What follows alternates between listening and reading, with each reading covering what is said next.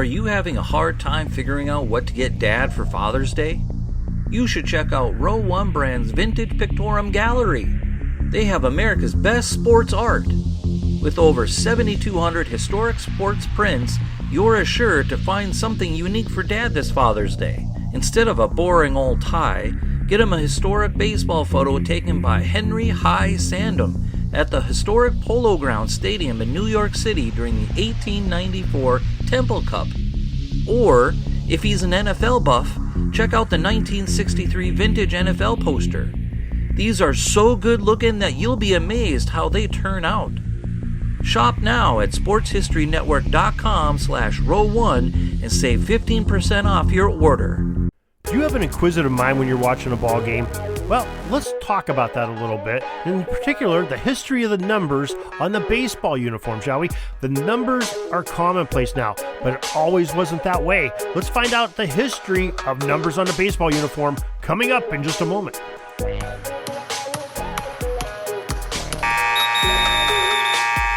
Hi, my name's Darren Hayes, and I know you've heard me on the Pigskin Dispatch talking about football history for years. Well, now I'm on a new mission, a quest to find sports history in other sports as well as football by learning through the jerseys and the apparel and the gear that the players wore and the franchises supplied their teams. It's an educational trip, and I'm taking you with me day by day, player by player, uniform by uniform. The Sports Jersey Dispatch. This podcast is part of the Sports History Network, your headquarters for the yesteryear of your favorite sport. You can learn more at sportshistorynetwork.com. Hello, my sporting friends. This is Darren Hayes of the Sports Jersey Dispatch. Welcome once again to the Pig Pen, your portal to all things good in the uniforms of the great players of the great games we love in team sports. And we have a really interesting one we're going to talk about today. This is a post that I did a while ago, but I haven't done a podcast on it. And that is that, baseball and it's the numbers that are worn in baseball. Now, baseball is truly a game of numbers and statistics, and perhaps more so than any other athletic conquest on any place in history on this planet. And even the players are known by numbers historically. Any great fan of baseball will tell you that Babe Ruth was number 3, Jackie Robinson 42, and Derek Jeter was number 2. And baseball wasn't known to be the first to wear digits on their persons as unique identifiers, but they are definitely made their mark in the use of numbered jerseys. Now, hockey and football leads the sports world in the use of integers.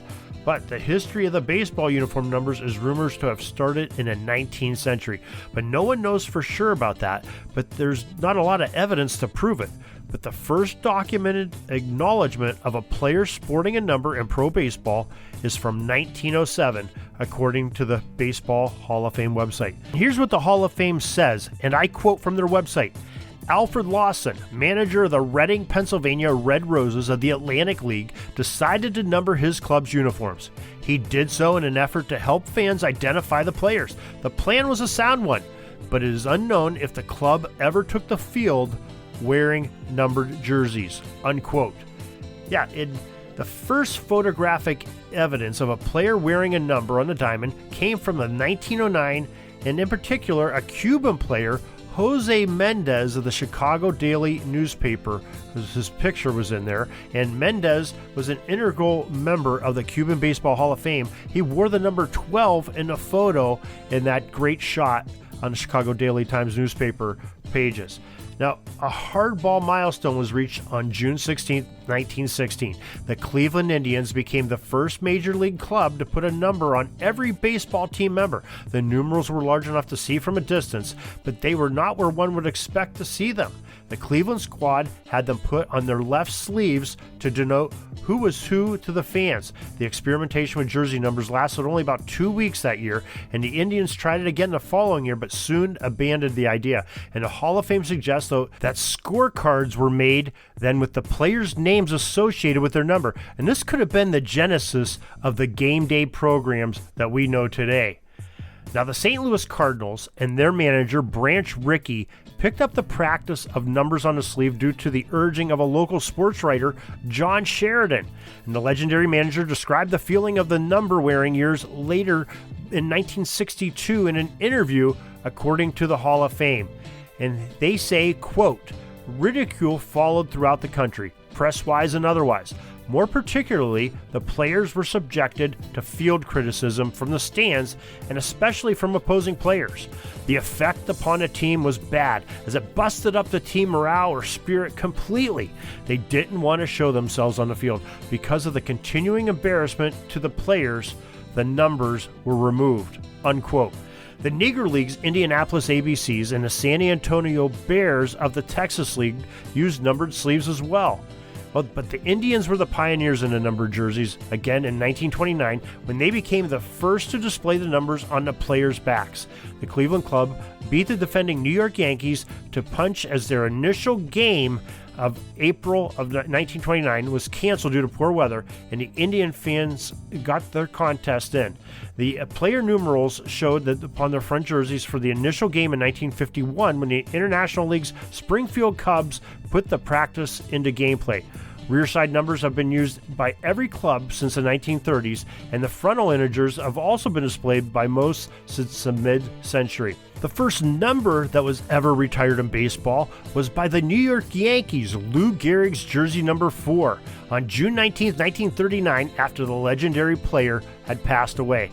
A little over 100 numbers have been retired since then, and a total amongst all the Major League Baseball teams is, the Yankees with a whole bunch of them. They're not the ones that have 100 of them, but they have the most in Major League Baseball. And where would we be without the baseball jersey numbers and their importance? Well, I'm glad that we don't have to know that answer. Because you imagine how confusing that would be to watch a game like they did over 100 years ago when the players weren't wearing numbers. You'd see your favorite player up the bat, and you're up at high in the stands. Can you really tell that it's him? But having those numbers, it sure makes it identifiable. And it sure makes it a lot of fun to support your local players in all sports. And so we're glad that they all have numbers and that they're all identified by the numbers. And a lot of them take the pride in their numbers too. And like we said, there's just some iconic numbers, especially in a game of baseball. And we never want to see that slip away again, of having unmarked uniforms with only the logos. So that's the history of the numbers on baseball uniforms. We hope you've enjoyed this, and we hope you'll tune back next time as we talk some more sports history with the numbers and the jerseys that the players wore. And so until next time that you hear from us, have a great sports history day. Sorry, but my pitching coach just called timeout and he's coming out to the mound. I think I'm going to get yanked for a reliever. We'll see you back tomorrow for some more great sports history on Sports Jersey Dispatch Podcast. We invite you to check out our websites, jerseydispatch.com and pigskindispatch.com. Not only see the daily sports history, but to experience the preservation of great events and people that play the games. Find us on Pigskin Dispatch. It's also on social media outlets on Facebook, Twitter, Instagram, and don't forget the Pigskin Dispatch YouTube channel to get all your daily sports history. Pigskin Dispatch is happy to be associated with the Sports History Network, the sports headquarters of yesteryear, found at sportshistorynetwork.com. This podcast is part of the Sports History Network, your headquarters for the yesteryear of your favorite sport. You can learn more at sportshistorynetwork.com.